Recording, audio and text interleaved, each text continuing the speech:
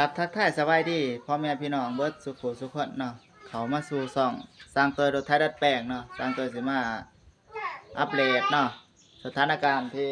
สร้างตัวเฮ็ดรถไทยดัดแปลงเนาะเดี๋ยวสร้างตัวสิไปเบิ่งไปหับไปส้มกันเนาะตอนนี้สร้างตัวกำลังรัดแปลงระบบยกหางเนาะสร้างตัวก็สิเฮ็ดแบบนี้เนาะ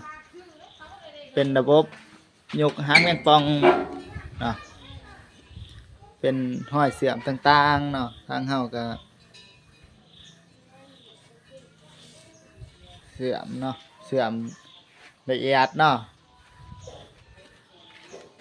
เป็นห้อยเสื่อมสร้างตัวโยจำปาสักเนาะบ้านน้องโงบ่ากุมซีน้องแตะเนาะเมืองจำปาสักแข็งจำปาสักนี่ก็เป็นรูปแบบขาวๆเนาะที่สร้างตัวได้เฮ็ดออกมาเนาะเหลือแต่ใบลั่น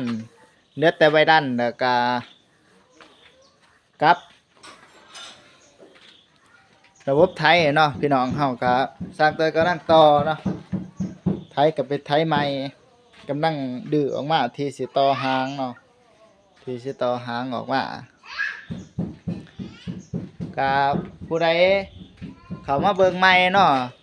ส่องก็เป็นกำลังเป็นส่องใหม่ส่องยังแน่ก็ฝากกดติดตามเนาะเพื่อเป็นแรงบันดาลใจในเฮ็ดคลิปต่อไปเนาะฝากกดไลค์กดแชร์เพื่อให้สร้างตัวมียอดวิวหรือว่ามีผู้ติดตามหลายๆเนาะสร้างตัวก็สิพอได้มีกำลังใจในการลงคลิปลงหยังทาง YouTube ให้เบิ่งเนาะเพราะว่าช่องที่สร้างตัวเคยลงสร้างตัวเฮ็ดมา5-6 ปีแล้วเนาะแต่ว่าสร้างตัวลงตั้งแต่ช่องเพจเนาะช่วงลงตั้งแต่ทั้งเพจเนาะทั้งเพจแต่บ่ทันได้ลงทั้ง YouTube เนาะ YouTube สร้างตัวเคยลงแต่2 ปีขึ้นดังสร้างตัวก็นั่งได้เกือบหลักพันเนาะเกือบแม่นได้พันผู้ติดตามกำลังสิเข้าพันเนาะกับผู้ใดกับโทรศัพท์มันเสียเนาะโทรศัพท์เสียหรือว่าโทรศัพท์ตายนั่นแหละเนาะก็ได้บ่ได้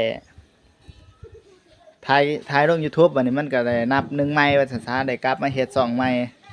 บัดพอสร้างตัวมาเฮ็ด2ใหม่แล้วมันก็บ่มียอดวิวหรือว่าบ่มีผู้เบิ่งเนาะบ่มีผู้รับชมสร้างตัวก็เลยบ่มีกำลังใจในการเฮ็ดเนาะ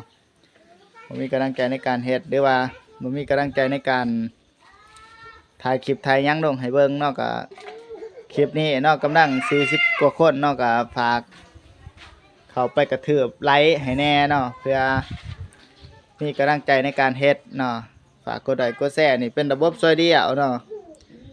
ระบบยกหลังหน้าเกียร์เนาะเห็นคันเด็กก็ความงามหรือความสวยเนาะมันก็สำเห็นนี่แหละเนาะก็สร้างตัวเองก็คิดว่า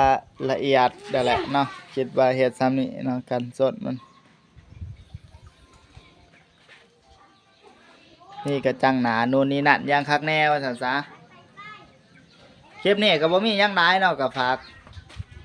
ขอปิดคลิปไปเพียงเท่านี้เนาะเอาบรรยากาศมาให้เบิ่งให้ชมเนาะ